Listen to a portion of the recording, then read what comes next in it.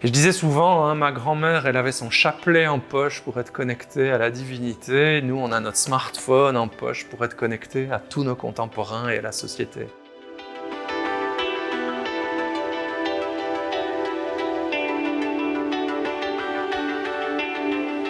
Je m'appelle Olivier Servet, je suis professeur d'anthropologie du numérique et du digital à l'université de Louvain en Belgique. À l'origine, en fait, j'étais pas du tout anthropologue du digital puisque pendant 15 ans, j'ai travaillé plutôt sur les questions de relations entre religion et environnement. Et puis, il y a une quinzaine d'années, j'ai changé d'objet de recherche et petit à petit, j'ai switché vers la question du jeu en ligne et puis du digital. Et aujourd'hui, je me rends compte que l'analogie entre la religion et le digital, elle n'est pas complètement anodine, qu'il y a quand même des choses à dire là-dessus. Et donc, au fond, je suis très content de basculer de l'un à l'autre.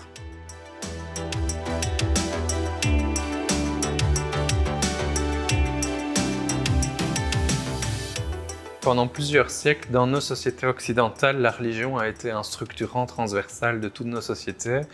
Et puis, 19e siècle et 20e siècle, on a un processus progressif de sortie, en tout cas partielle, de la religion. Mais par contre, à partir des années 70, on a un phénomène de montée en puissance du digital, avec la micro-informatique dans les années 80, et puis avec l'arrivée d'Internet dans les années 90. Puis le mobile va arriver, alors au niveau d'Internet, au milieu des années 2000. Et ça va se généraliser avec le smartphone 2008, 2010, la tablette. Alors ça nous paraît très lointain et en même temps, à l'aune de l'humanité, c'est rien, c'est tout court. Et donc moi je dirais si dans les 30-40 dernières années, il y a eu 2 transformations majeures, je dirais c'est la première, c'est la question mobile. Le fait d'avoir des tablettes, d'avoir des smartphones, d'avoir des GSM, d'avoir une infrastructure Wi-Fi, avoir la 4G puis la 5G, ça c'est une transformation majeure. Ça veut dire qu'il n'y a plus d'endroit demain sur la planète où je ne suis pas connecté. Alors c'est pas encore complètement le cas, mais quand même, aujourd'hui, on se rend bien compte que ça, c'est en train de totalement transformer les rapports entre les gens. Et donc cette mobilité, le fait que l'infrastructure Internet, dans tout ce qu'elle permet, est accessible partout dans ma poche. On a tous notre smartphone. En Belgique, dans mon pays, il y a plus de smartphones que de Belges. Ça reconfigure tout dans les hiérarchies, dans les rapports de pouvoir, dans la capacité à contester, à exister, sur le lien aux politiques. On l'a vu dans les dernières élections en Amérique du Nord, en Europe.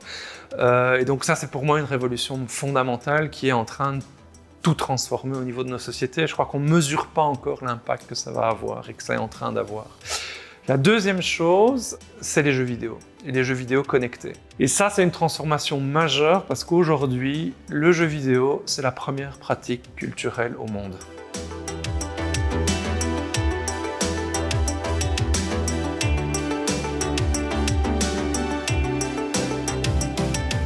Alors il y a des défis technologiques qui ne sont pas les défis du sociologue ou de l'anthropologue, qui sont la question énergétique, la question de nos déchets digitaux et donc de la circularité plutôt que simplement acheter, jeter, acheter, jeter. Il y a des défis sur toute la question de la vitesse et de la performance. Aujourd'hui, ça stagne un petit peu. Et donc il y a un problème, c'est qu'on a tout conçu sur le fait qu'il y aurait une croissance infinie de cette vitesse. Et donc entre les ambitions qui avaient été vendues et puis la réalité, on se rend compte que là, il va falloir passer des caps technologiques. Alors les caps technologiques, ils existent, mais on n'y est pas du tout encore. C'est évidemment l'ordinateur quantique, c'est évidemment des batteries qui soient propres et qui durent beaucoup plus, et puis c'est toute la question de la production énergétique, et qui est majeure, puisqu'à un moment, on va devoir faire des arbitrages aujourd'hui. Dans certains pays, on doit couper parce qu'on installe des centres de données pour l'IA, et on se rend bien compte que la consommation, elle n'est pas durable. Donc à un moment, il va falloir se poser des questions. Et ça arrive à poser des questions qui sont des questions politiques, évidemment, qui est de choisir pourquoi voulons-nous le digital. Tout ne va pas être possible, et à un moment, il faudra arbitrer, il faudra faire des choix. Et ça, c'est des choix sociologiques, c'est des choix de société. Et parallèlement, il y a des choses, on a mis le digital partout, dans mon pays, mais je pense que c'est la même chose au Canada, c'est la même chose en France, c'est la même chose dans la plupart de nos pays. On a tout digitalisé, donc les services sociaux sont en ligne, les loisirs sont en ligne, on utilise le digital partout à l'école ou à l'université, évidemment dans l'entreprise, donc en fait on est devenu dépendant, des sociétés dépendantes au digital. Et donc vous êtes dépendant au digital, mais vous avez un ralentissement des performances du digital alors que vous voulez le développer partout. Vous avez une raréfaction aussi des moyens qui permettent de construire les processeurs et les infrastructures digitales. qu'est-ce qu'on fait en fait?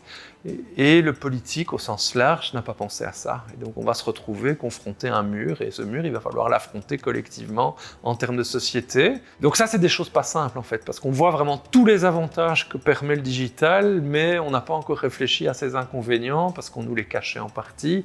Mais aujourd'hui, à un moment, il va falloir vraiment les regarder de face, et ça, je pense, c'est un enjeu qui est tout à fait fondamental. Dernier enjeu que je vois, c'est cette question du rapport à l'information.